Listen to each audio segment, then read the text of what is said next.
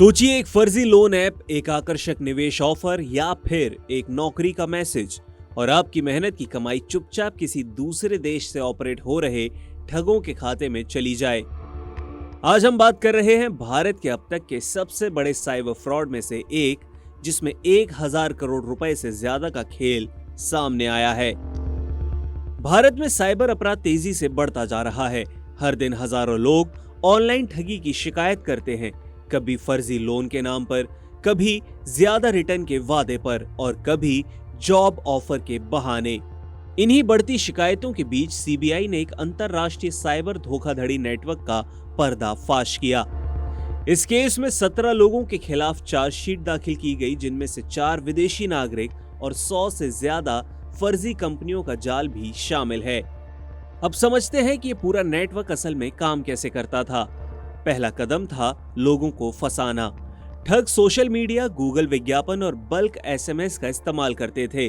Message कुछ ऐसे होते थे कि 5 मिनट में लोन, वो भी बिना गारंटी। इन्वेस्टमेंट करें और पैसा डबल करें। वर्क फ्रॉम होम जॉब और हाई सैलरी। इसके आगे का कदम होता था लोगों का भरोसा जीतना। इन ऑफर्स को असली दिखाने के लिए फर्जी मोबाइल ऐप, नकली वेबसाइट और कस्टमर केयर नंबर भी बनाए गए थे। पीड़ित जैसे ही केवाईसी या रजिस्ट्रेशन के लिए पैसे भेजता, वो रकम सीधे फर्जी बैंक अकाउंट में चली जाती थी। और इसके बाद आता था तीसरा और सबसे अहम कदम, फर्जी कंपनियों का जाल।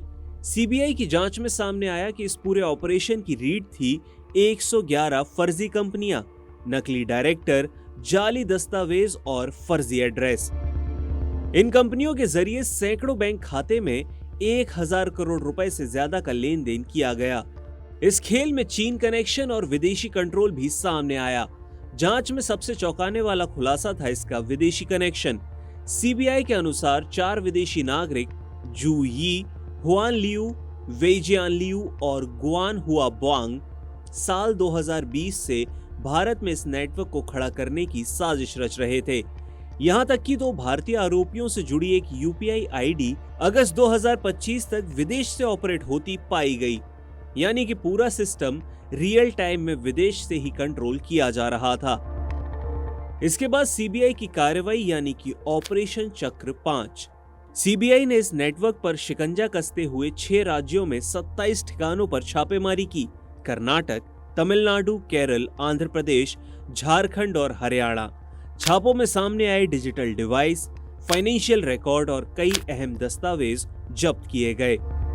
ये कार्रवाई ऑपरेशन चक्र 5 के तहत हुई, जिसका मकसद है अंतरराष्ट्रीय साइबर आर्थिक अपराधों पर रोक लगाना।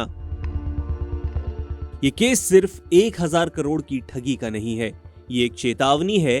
ऑनलाइन ऑफर जितना आसान दिखते हैं, उतना ही संदिग्ध होते हैं।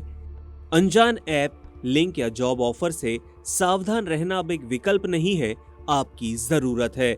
सरकार और एजेंसियां तो कार्रवाई कर रही हैं, लेकिन पहली सुरक्षा खुद हमारी जागरूकता से ही संभव है। डिजिटल इंडिया के दौर में सवाल सिर्फ ये नहीं है कि टेक्नोलॉजी कितनी तेज है, सवाल ये है कि क्या हम उससे एक कदम आगे हैं। आप क्या सोचते हैं, क्या मौजूदा कानून और जागरूकता साइबर अपराध से निपटने के लिए पर्याप्त है?